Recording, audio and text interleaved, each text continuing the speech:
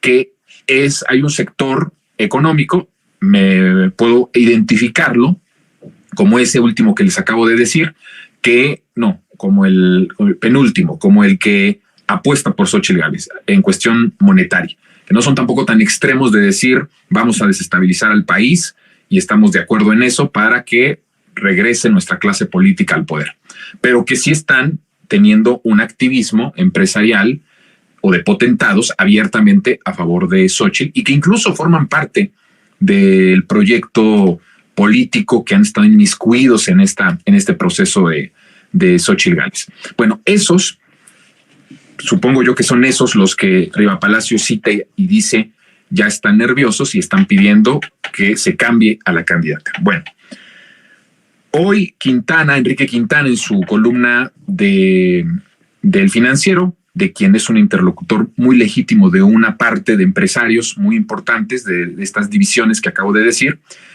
hay una parte donde dice ya dan por perdida la presidencia y quieren sobrevivir desde el legislativo. Eso lo escribe hoy Quintana. Yo se los dije hace unos días, se los dije antier. Lo que están buscando, estamos viendo lo que está pasando en el país, es que hay un partido hegemónico, que ahí difiero de los intelectuales de izquierda, muchos muy, muy queridos, que nos hablan con sus frases siempre extravagantes, ¿verdad? Muy, muy técnicas, muy, pues no sé, para muy estudiados, que nos explican las cosas de una forma que cuando terminan no les entendemos. Pero bueno, les traduzco un poco lo que ellos a veces dicen, que lo que piensan es que, pues, Morena, el partido, Morena, se convierte en el partido de Estado, en un partido hegemónico, y yo difiero con ese planteamiento de mis amigos intelectuales de izquierda. Yo pienso que el partido en el que se está convirtiendo hegemónico en el país es el partido del pueblo, es el partido de la transformación, que no es Morena, es el partido de la cuarta transformación, que en otras palabras podemos decir es el obradorismo, que no es lo mismo que Morena. En México, yo creo que nuestro país es obradorista en un 80%. Pero si vemos las cifras de partido, pues Morena lejos está de ser un partido de 80%.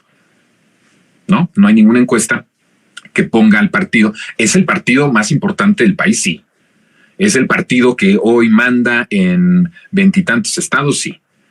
¿Es el partido que por sí solo podría ganarle a cualquier partido, incluso unidos y en coalición de la derecha? Sí. O sea, estamos hablando de que sus cifras están arriba del 50 y tantos %, pero no del 80 del presidente López Obrador. Por eso yo digo, este país es obradorista, no es morenista.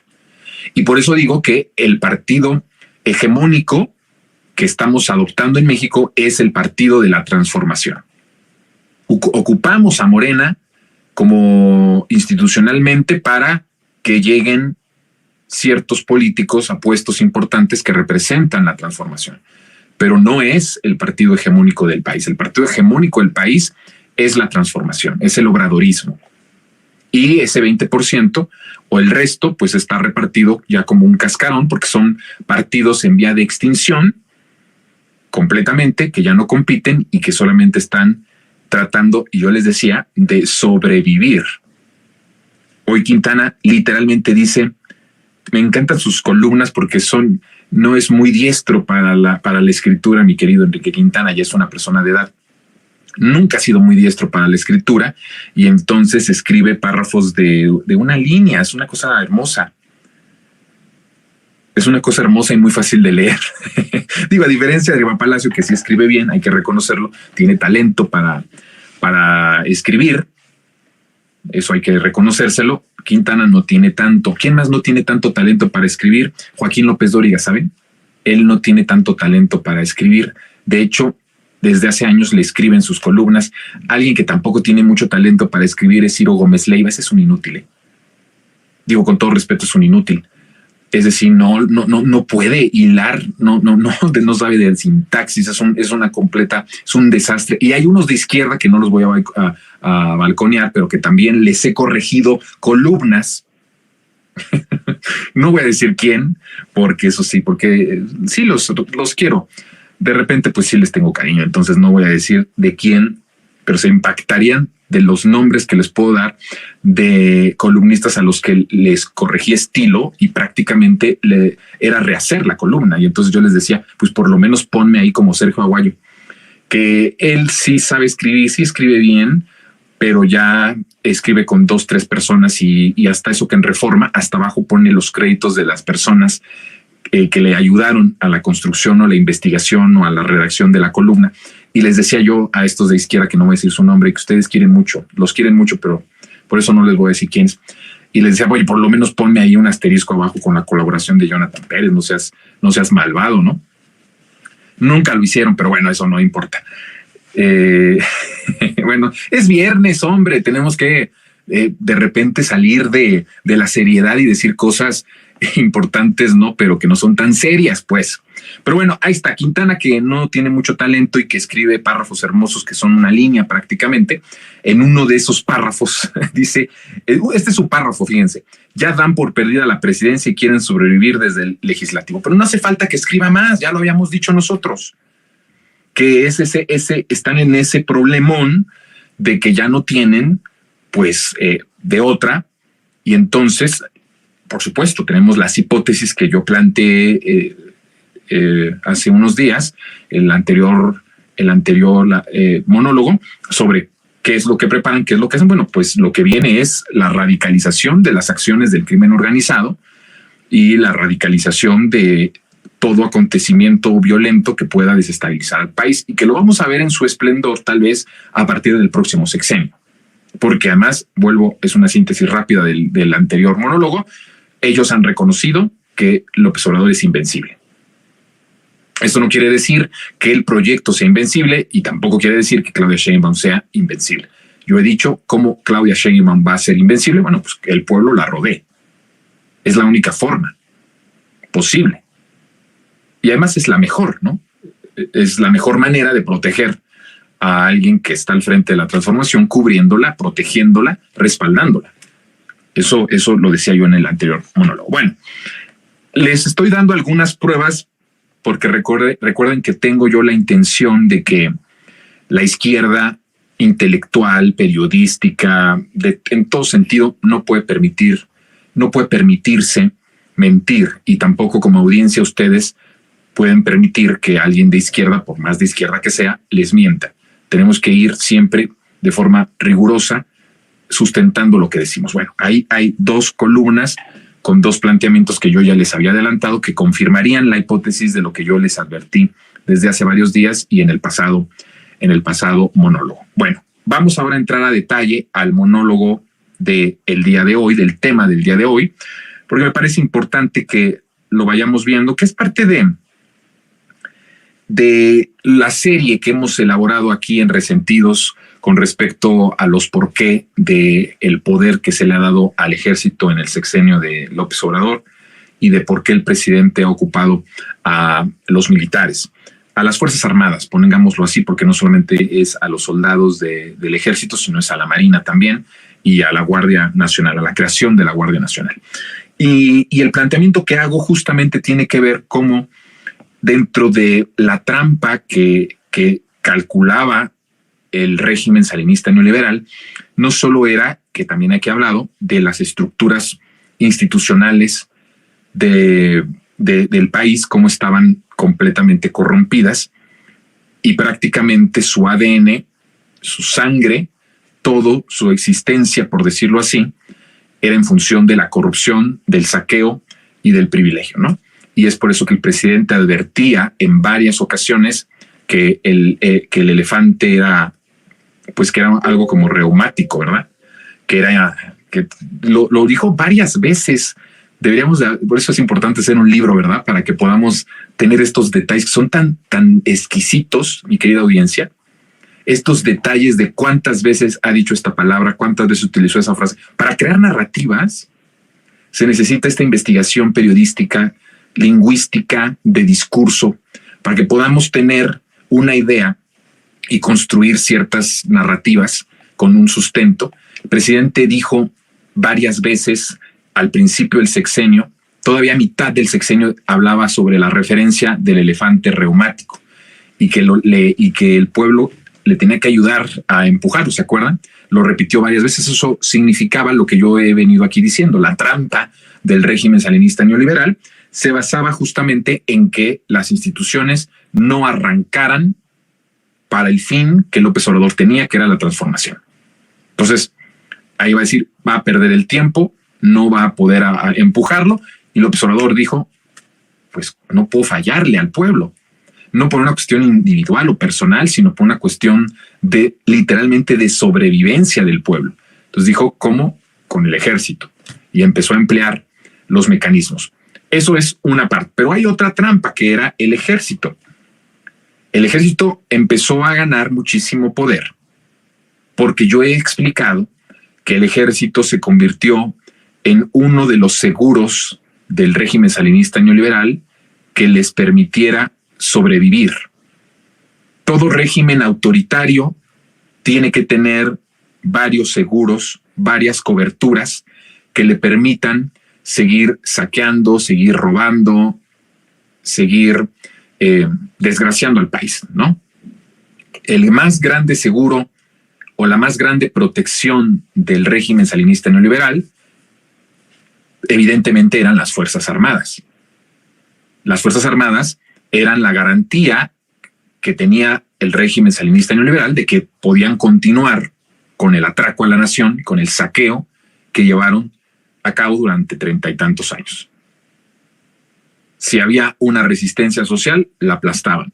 Si había una protesta, la aplastaban, pues prácticamente hubo masacres completas por este tipo de cosas. Por ejemplo, en el sexenio de Peña Nieto, Nochixtlán, por ejemplo, fue una resistencia por la reforma de la privatización de la educación, de la reforma estructural educativa, y que hubo, bueno, pues 8 muertos y decenas de heridos, una represión completa. Además, los muertos fueron jóvenes, todos. Y quiero decirles que ni uno solo fue maestro. O sea, además, en ese sentido, pues, si es una protesta, si es una represión en contra de los maestros, ni siquiera es que mataste maestros, mataste jóvenes. 8 jóvenes murieron a manos de la violencia generada por la represión de Enrique Peña Nieto. Entonces, el ejército y las Fuerzas Armadas servían como esa protección y ese manto de seguridad que el régimen tenía para continuar. Pero en el transcurso de este tiempo, porque es un régimen que dura 30 y tantos años, o sea, es un régimen bastante, digamos, duradero. Lo que pasa que a lo mejor no lo vemos tanto por si lo comparamos con el propio Porfirio Díaz, ¿no? O lo vemos como emparejado, que ahí se van. Pero en realidad quiero decirles que estos 30 y tantos años de esta dictadura, de este régimen salinista neoliberal, como era muy bien hecho, muy bien estructurado el proyecto de saqueo, el proyecto de convertir al país en un país satélite de las oligarquías internacionales, como era una muy brillante proyecto en ese sentido, estructurado muy bien. Imagínense crear instituciones que en apariencia servían al pueblo, o que sí servían en cierta medida al pueblo, pero por otro lado había un saqueo, porque nadie puede decir que el Seguro Social no fue una institución buena para el país. Por supuesto que lo fue. No solamente lo fue para México, sino que es una de las instituciones de seguridad de salud más importantes del mundo. En su tiempo fue modelo internacional. Nadie podrá decir que eso fue algo malo, claro, pero eso es lo brillante del sistema salinista neoliberal, que se crearon instituciones que sí servían y cada vez fueron sirviendo menos. Al principio servían a más y cada vez fueron sirviendo menos, porque de eso se trataba. Y entonces fueron creando una especie de trampa de que había cosas buenas y de que eran más las cosas buenas que las malas. Al final, en el corte de caja que se hace en el 2018, lo que vimos es que no fue así. Nunca fue más lo bueno que lo malo, siempre fue más lo malo que lo bueno. Y eso fue entonces lo que trajo la rabia y el despertar social en ese sentido. Pero a ver, volvamos al tema central, que son las Fuerzas Armadas. Este régimen necesitaba las Fuerzas Armadas, pero en el proceso del tiempo de los 30 y tantos años, la manera en la que el ejército tenía que estar conectada al poder político tenía que ser, no había de otra forma que no fuera el entregarles también poder político. Porque siempre se habla de que el ejército no tiene que ver con la política, o que el ejército es un ejército que tiene una disciplina que lo lleva a hacer sus actividades y que no se mete en cuestiones políticas. Es un discurso muy bonito, pero en la realidad, durante el salinismo neoliberal, mientras más crecía el hartazgo social y mientras más se perjudicaba al país, el ejército empezó a poner cada vez más alta la vara de su lealtad a los presidentes que estaban en ese momento en la presidencia de la República. Pocas veces el ejército tomó la decisión de no meterse en asuntos de política abiertamente por las consecuencias sociales que esto pudo haber llevado. Una de ellas que yo le he contado ha sido lo de... hay dos, quiero contarle dos ocasiones. La primera fue en el desafuero. En el desafuero había la intención de que se llegara hasta las últimas consecuencias, la Policía Federal, las Fuerzas Armadas, bueno, pues lo vimos en Atenco, ¿no? Y eso fue muy fuerte, una represión de gobiernos, de un gobierno priista estatal y un gobierno panista federal. No tenían empacho en que pudieran haber hecho lo mismo en la protesta por el desafuero de Andrés Manuel López Obrador. Y ahí el ejército le pone un estate quieto a Vicente Fox.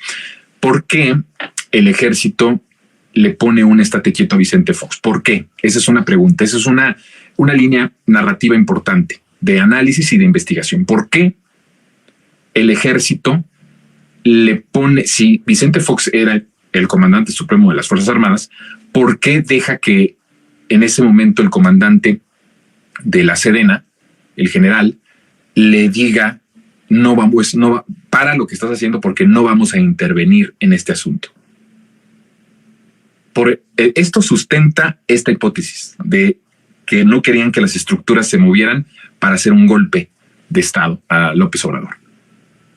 Porque en ese momento, pues, el ejército ya había acumulado tanto poder político que se le fue dado por los políticos de ese régimen para que siempre estuvieran en lealtad, pese a que las órdenes que se les daba fuera reprimir, asesinar, desaparecer y matar al pueblo. Por eso